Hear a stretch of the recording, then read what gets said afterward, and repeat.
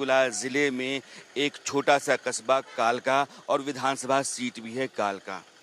इस मंदिर की अपनी एक पौराणिक कहानी है। कहते हैं कि सतयुग में अत्याचार बढ़ गया था असुरों का और इतना ज़्यादा हो गया था कि जितने भी देवता थे वो डर करके पहाड़ों की कंदराओं में जा करके छुप गए थे।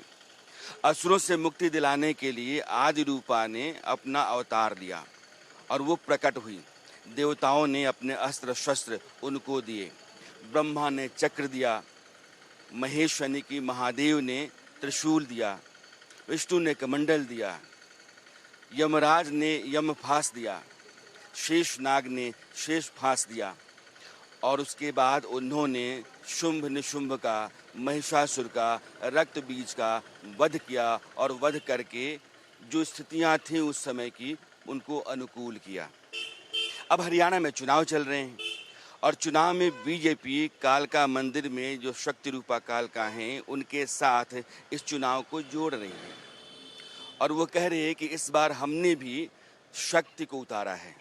शक्ति रानी शर्मा जो बीजेपी की उम्मीदवार हैं और बीजेपी का दावा ये है कि यहाँ जो बेरोजगारी है, सड़कों की खस्ताहाली है, स्कूल हैं, नौजवानों की जो स्थिति है, नशा है, इन सब से मुक्ति दिलाने और यहाँ विकास और बेहतरी को रफ्तार देने की खातिर शक्ति रानी शर्मा को उसने अपना उम्मीदवार बनाया है।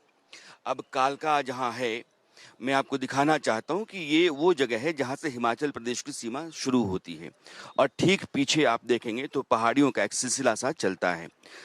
कालका हरियाणा का इकलौता ऐसा शहर है जो पहाड़ी है और यह जो पीछे आप बोर्ड देख रहे हैं वहाँ से हिमाचल प्रदेश शुरू होता है और आगे यह रास्ता शिमला तक जाता है और यह विधानसभा सीट यानी कि हिमाचल से जैसे आप दाखिल हुए हरियाणा में पहली सीट मिलती है और इस सीट पर जो यहाँ के मतदाता हैं वो क्या राय रखते हैं, यहाँ का माहौल क्या है और शक्ति रानी शर्मा की जीत को लेकर के बीजेपी कितनी आश्वस्त है और बीजेपी के जितने भी तमाम कद्दावर नेता आए उन्होंने क्या कुछ कहा है और लोगों के बीच में शक्ति रानी शर्मा के ज़रिए यहाँ के हालात बेहतर होने की कितनी उम्मीद है जो मजबूत होती चली जा रही है, इसको जानने, टटोलने और परखने की आज कोशिश करेंगे। तो आज मेरे साथ आप चलिए कालका विधानसभा क्षेत्र। कालका विधानसभा सीट के लिए बीजेपी के तमाम दिग्गज नेता प्रचार के लिए आते रहे हैं। केंद्रीय मंत्री, रक्षा मंत्री राजनाथ सिंह भी यहाँ आए और आपको तस्वीरें इस बात की गवाही दे रही होंगी कि बड़ी तादाद में लोग उनको सुनने के लिए आए थे और राजनाथ सिंह ने लोगों की दुखती रग पर हाथ रखा। दरअसल कालका में जो विधायक रहे हैं वो कांग्रेस के रहे हैं और पिछले 5 साल में यहाँ जो बुनियादी कामकाज होते हैं वे भी ठप रहे हैं। सड़कों का हाल बुरा है, बिजली खस्ता हाल है, पढ़ाई लिखाई के इंतज़ाम दुरुस्त नहीं हैं, यहाँ बेरोज़गारी ज़्यादा है, नशे का शिकार यहाँ का नौजवान बेतहाशा है और यहाँ के लिए एक बहुत बड़ी चुनौती, बहुत बड़ा खतरा है। राजनाथ सिंह ने लोगों को यह भरोसा दिलाया कि अगर आप शक्ति रानी शर्मा जो बीजेपी के उम्मीदवार हैं उनको जिताते हैं, अपना अमूल्य वोट देते हैं तो फिर यह मान करके चलिए कि यहाँ की तस्वीर बदल जाएगी।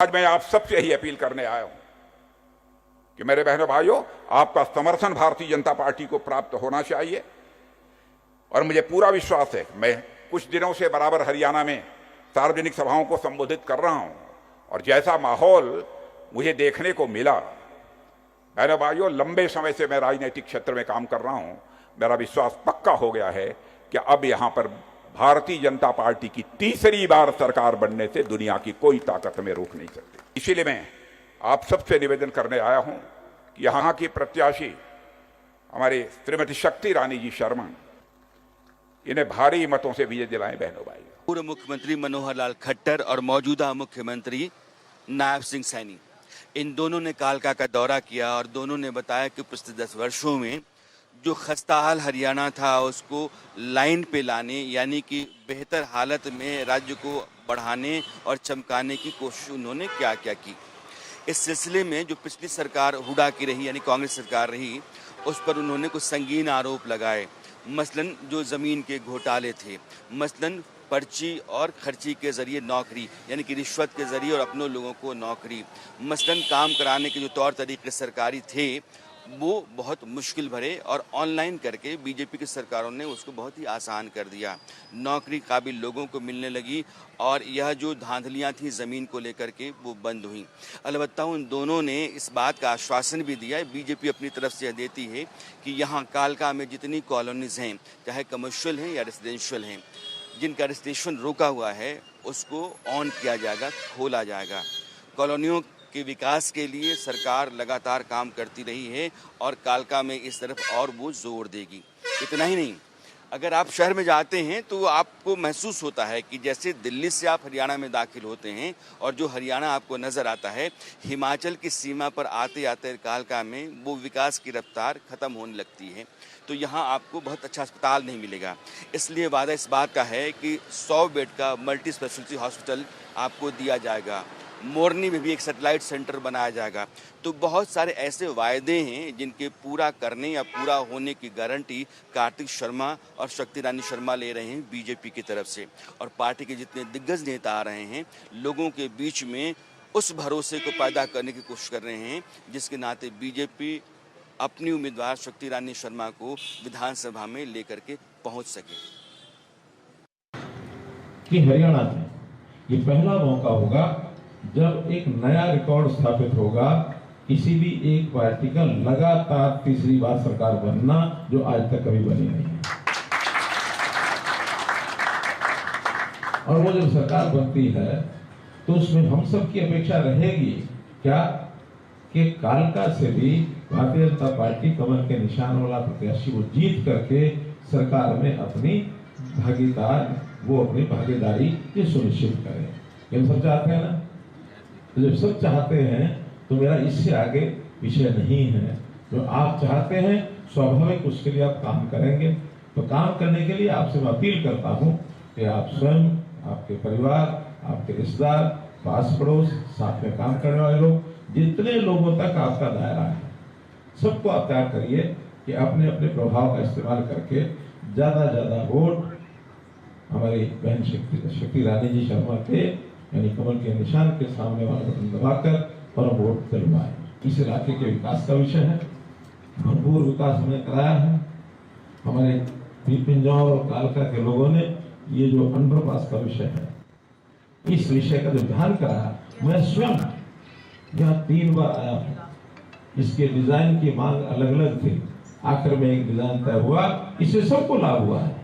नागरिकों को लाभ हुआ, बाजार को लाभ हुआ, दुकानदारों को लाभ हुआ। अब जिनकी दुकानें 2 मंजिलें थी, नीचे बेसमेंट बनाई थी, वो दुकानें ही 3 मंजिलें हो गई। क्या माहौल चल रहा है कालका में? किसकी हवा चल रही है और नाम क्या है इस गांव का, अपने परिचय के साथ? मोरनी गांव है जी ये। जी, मंडल भी मोरनी है। हाँ, मंडल मोरनी, ब्लॉक मोरनी, मोरनी गांव है जी। और यहाँ से 4 कैंडिडेट तो बराबर में खड़े हुए हैं। जैसे आम आदमी पार्टी का कैंडिडेट खड़ा हुआ है और इनेलो का भी गठबंधन है, उनका भी आदमी खड़ा हुआ है। और भाजपा के प्रत्याशी हमारी शक्ति रानी शर्मा खड़ी हुई यहाँ से। और हमारे प्रदीप चौधरी जी पहले भी यहाँ से MLA थे और अब की तीसरी बार भी खड़े हुए हैं। और एक सुख कुमार जी बड़े गोपाल चौधरी जी भी यहाँ से खड़े हुए हैं कालका हल्का से। और अन्य और पार्टियां भी थोड़ी। माहौल किसका लग रहा है, हवा किसकी चल रही है मोरनी में? मोरनी में हमारे प्रॉपर मोरनी में तो जी पहले लोकसभा के चुनाव में भी फूल वाली हवा थी बीजेपी की, और अब के भी बीजेपी की ही हवा चल रही है।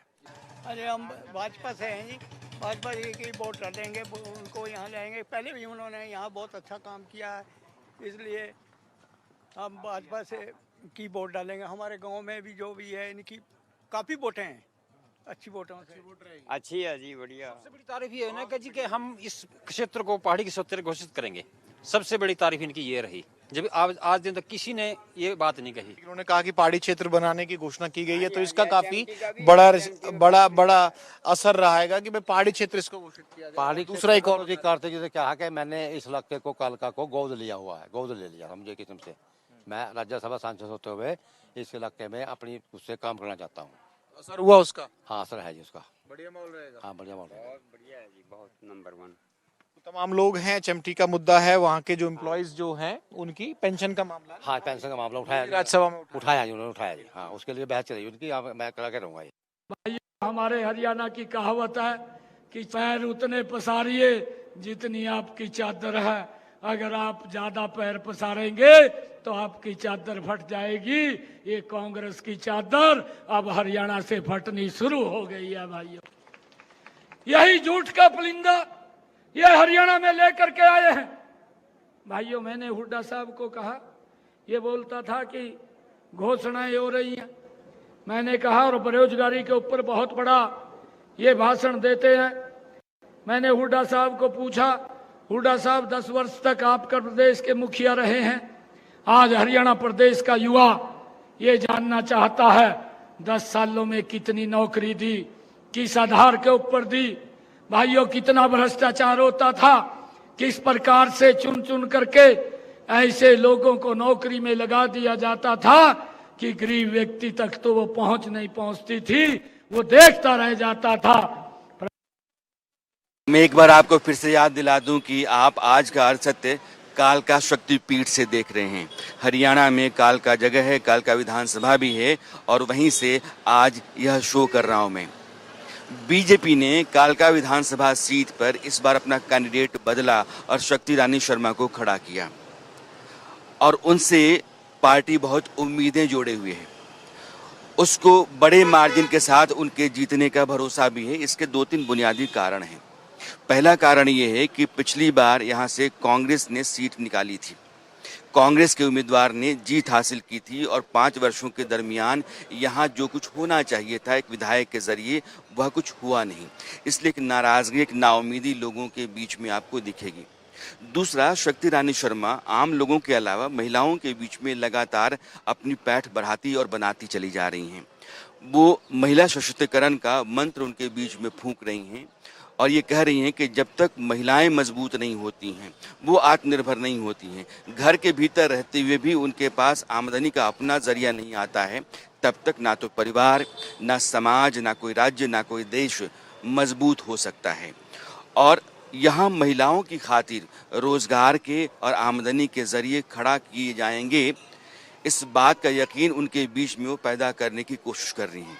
इसलिए अपने प्रचार के दौरान मैंने उनको बार बार पाया कि महिलाओं के बीच में, लड़कियों के बीच में जब कभी भी हो जाती हैं तो उनके जो अपने सपने हैं या जो कुछ भी वो करना चाहती हैं उसकी खातिर जो ज़रूरी बंदोबस्त हैं, साधन संसाधन हैं, जिनकी तंगी यहाँ बार बार दिखती है, उस कमी को पूरा करने का भरोसा वो देती रहती है। जरूरी है कि हमारे बच्चों के लिए, नौजवान बच्चों के लिए रोजगार हो, क्योंकि पिछले बहुत सारे वर्षों में जो भी रोजगार था यहाँ पे वो बंद हो चुका है। अगर मैं बात करूँ HMT की या सीमेंट फैक्ट्री है, वो बंद हो चुकी है। जो वहाँ पे लोग काम करते वो भी बेरोजगार हो गए और लोगों को भी रोजगार नहीं मिल सका है। तो कार्तिक शर्मा जी ने ये मुद्दा उठाया है HMT का और उनका मानना है कि HMT को दोबारा से चालू कराएंगे, अन्यथा यहाँ पे कोई अच्छा बड़ा उद्योग लगाएंगे। हमने जब चहुमुखी विकास कहते हैं तो हर एक चीज का विकास होगा। सड़कें अच्छी होंगी, पानी जो हमारे भाई कभी आए थे कहने के लिए पानी की दिक्कत है, किल्लत है, उसको भी ठीक करेंगे। आपकी सड़कों की भी मरम्मत होगी, बिजली के लिए भी सारी सुविधा होगी और साफ सफाई की भी सुविधा होगी। तो हम इसी तरह से आपका क्षेत्र का विकास कराना चाहते हैं। MRI की मशीन है, एक्सरे मशीन है, अल्ट्रासाउंड मशीन है, डायलिसिस की मशीनें हैं, हर मशीन अव्वल दर्जे की हो ताकि आप लोगों को अपनी टेस्टिंग या अपना इलाज कराने के लिए कहीं और ना जाना पड़े, पंचकुला ना जाना पड़े, चंडीगढ़ ना जाना पड़े। आपको आपके इलाज की सुविधा अपने शहर में मिले। जो कैंडिडेट हैं शक्ति रानी जी, वो इस हलके से पहले बड़े बखूबी से जानकार हैं और यहाँ की जो सबसे बड़ी डिमांड है वह जैसे यहाँ मेडिकल कॉलेज या हॉस्पिटल वगैरह बनवाए जाएं और साथ में बच्चों का खेलने का जो स्टेडियम हमारे कार्तिक जी बोल के गए हैं ये भी पूरा किया जाए। और आने वाले टाइम में हमारी जो यहाँ बच्चों की खेल की है या जो नशे की जो समस्या है वो हमारी शक्ति रानी ही दूर कर सकती है, बाकी अन्य कोई कैंडिडेट नहीं कर सकता। जय हिंद, जय भारत। जय हिंद, जय भारत। हाँ जी, आपने तो फिर पटकाई पहन रखा है, किसकी बात करेंगे, क्या माहौल है, क्या समझ में आ रहा है? मैं भूत अध्यक्ष शामला से, बढ़िया अच्छा माहौल है। किसका अच्छा है आपको? शक्ति रानी का जी, और बहुत ही अच्छा वोटों से, कभी अति भारी वोटों से जीतेंगी और हमें ये विश्वास है कि वो यहाँ मोरनी इलाके का पूरा ध्यान रखेंगे। 2 बार प्रदीप चौधरी आ लिए, उनकी सरकार होती नहीं है, नुकसान किसका है? पब्लिक का। एमएलए का तो कोई काम नहीं रुकता, ना किसी सरपंच का रुकता आज की डेट में, ना किसी चेयरमैन का रुकता, ना किसी बीडीसी मेंबर का रुकता। काम रुकते हैं आम पब्लिक के, क्योंकि अगले के पास कोई जाता है एमएलए का, अगला कह देता है ये मेरी सरकार नहीं है भाई। एचएमटी का नाम आपने सुना होगा। जो लोग 20 साल पहले घड़ियां पहनते होंगे, घड़ियों के शौकीन होंगे, तो भारत में एचएमटी की घड़ियां बहुत बिकती थीं और लोग पहना करते थे। एचएमटी का ट्रैक्टर भी देश के तमाम हिस्सों में आपको दिखाई पड़ता होगा। लेकिन आज की तारीख में पिछले कई वर्षों से एचएमटी की फैक्ट्रीज बंद हैं, वो यहीं हैं।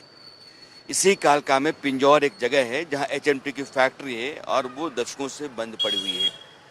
उस फैक्ट्री के जरिए यहाँ रोजगार का एक बड़ा जरिया खड़ा किया जा सकता है और कार्तिक शर्मा जो राज्यसभा सांसद हैं वो लगातार यहाँ प्रचार की कमान अपने हाथों में रखे हुए हैं और यहाँ के लोगों के बीच में यह बात बहुत ज़ोर शोर से और बहुत ताकतवर तरीके से कहते रहे हैं कि अगर यहाँ बीजेपी की विधायक आती हैं, शक्ति रानी शर्मा आपकी उम्मीदवार हैं और वो विधायक बनती हैं, तो सबसे पहला काम अगर होगा तो उसमें से एक यह भी है कि एचएमटी की फैक्ट्री को खोले जाने पर सबसे अधिक जोर दिया जाएगा।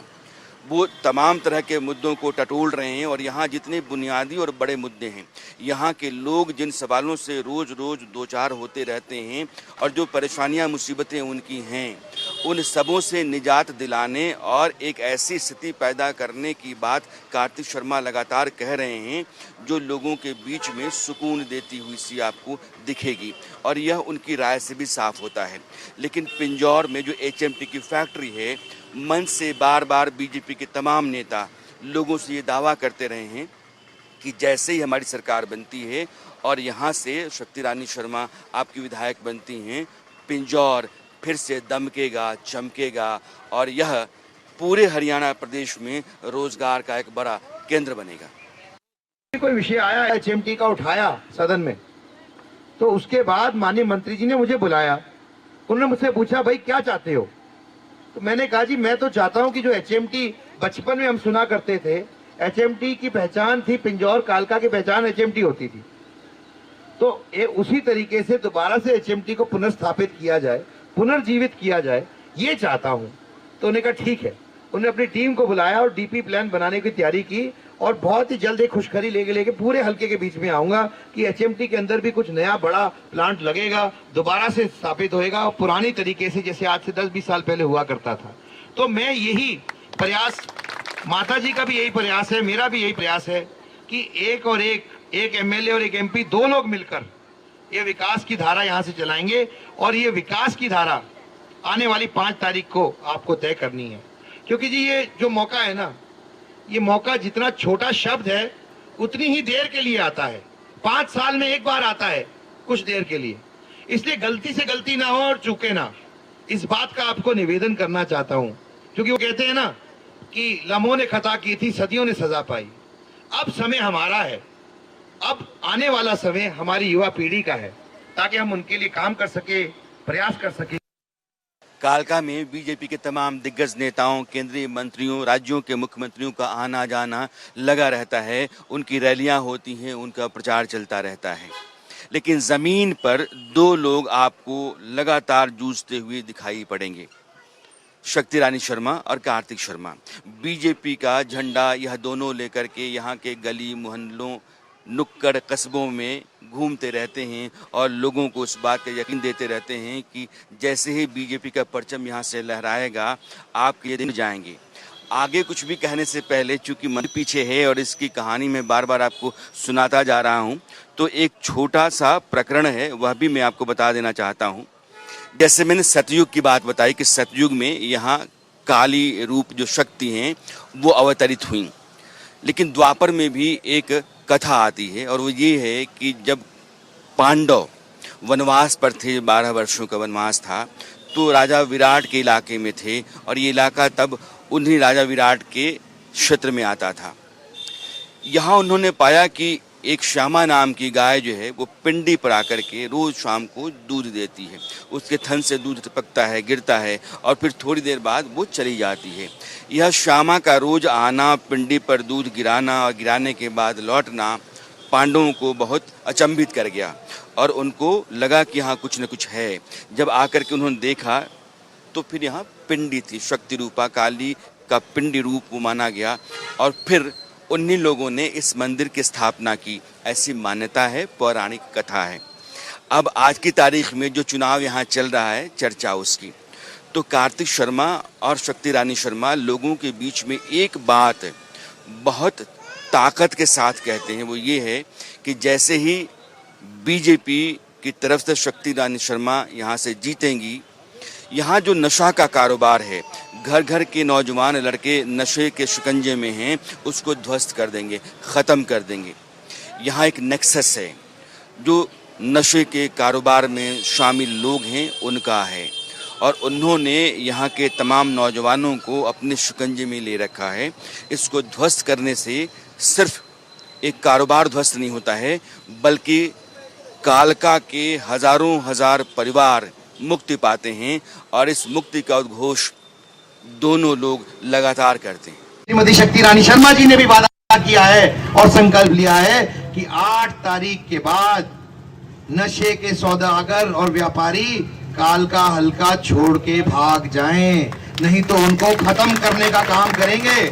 और आपको मैं विश्वास दिलाता हूं कि चाहे वो कितने भी ताकतवर हो, हम किसी को नशा कालका में नहीं बेचने देंगे, नहीं व्यापार करने देंगे। जब आप कालका में आते हैं और यहाँ घूमने लगते हैं तो आपको यकीन होने लगता है कि हरियाणा के बाकी इलाकों के मुकाबले कालका में विकास उस रफ्तार से आगे नहीं बढ़ा जिस रफ्तार से उसको बढ़ना चाहिए था। और इसके लिए यहाँ के लोग ही नहीं, बल्कि वो लोग जो कालका को ठीक से जानते समझते हैं, वो मानते हैं कि कांग्रेस के जितने भी उम्मीदवार यहाँ विधायक के तौर पर रहे, उन्होंने यहाँ विकास और बेहतरी की कोई कोशिश नहीं की। अब मैं जहाँ खड़ा हूँ ये कालका है और कालका मंदिर के बारे में मैंने पहले भी कहा कि पौराणिक महात्म्य इसका है और देश के कोने कोने से लोग यहाँ दर्शन करने के लिए आते हैं। आप शक्ति रूपा काली को यहाँ पिंडी के रूप में देखेंगे और बहुत मान्यता है इस शक्तिपीठ की, लेकिन यहाँ चारों तरफ आगे देखेंगे तो ये जर्जर हालात में यहाँ की बिल्डिंग्स है, यहाँ सड़क बहुत ही ख़राब है, यहाँ पार्किंग का इंतज़ाम नहीं है। बीजेपी अब दावा कर रही है कि अब मल्टी लेवल पार्किंग यहाँ की जाएगी, यहाँ जो स्वास्थ्य सुविधाएं हैं बेहतर की जाएंगी और यहाँ के चारों तरफ जो स्थितियाँ देश के बाकी धर्मस्थलों की होती हैं, जिस तरीके से काशी में या फिर दूसरे शहरों में बीजेपी की सरकारों ने कर रखी हैं, उसी तरह की सुविधाएं, सहूलियतें, उसी तरह की स्थितियाँ यहाँ भी बनाई जाएंगी। और मैं जब से खड़ा हूँ तब से देख रहा हूँ कि लोग यहाँ मंदिर में आते हैं, दर्शन करते हैं, जाते हैं और जब नवरात्रे शुरू हो जाएंगे तो उसके बाद यहाँ तिल रखने की जगह नहीं होती है और लोग कहते हैं कि भारी भीड़ होती है और वो भीड़ जो है वो कहाँ आएगी, कहाँ ठहरेगी, कहाँ खाएगी, इसका समुचित बंदोबस्त आपको नहीं दिखता है। गाड़ियों की पार्किंग को लेकर के एक अलग तरह की तकलीफ से आपको जूझना पड़ता है और बाकी जितनी भी ज़रूरी चीज़ें होती हैं, किसी जगह पर आप जाते हैं उसकी खातिर उन सब की कमी और तंगी आप यहाँ पाएंगे।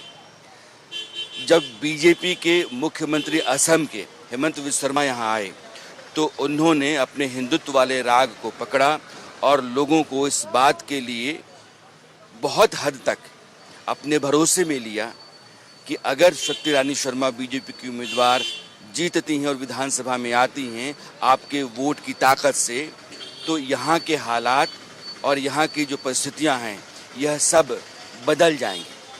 मैं आसाम से आया हूँ और आसाम को कामरूप कामाख्या नाम में भी हम लोग सब जानते हो। यहाँ में माँ कालका जी भी है और वहाँ में माँ कामाख्या है और दोनों ही स्थान शक्ति का स्थान है। मैं दोनों माँ को प्रणाम करता हूँ। उसको किसी ने बोला कि कालका जी माँ में पार्किंग बनाने का हमारे पूर्व विधायक अभी के विधायक प्रदीप चौधरी जी ने वादा किया, लेकिन ये हमारा साथ धोखा नहीं किया, माँ का साथ धोखा किया। एक व्यक्ति ने किसको धोखा किया? माँ का साथ धोखा किया।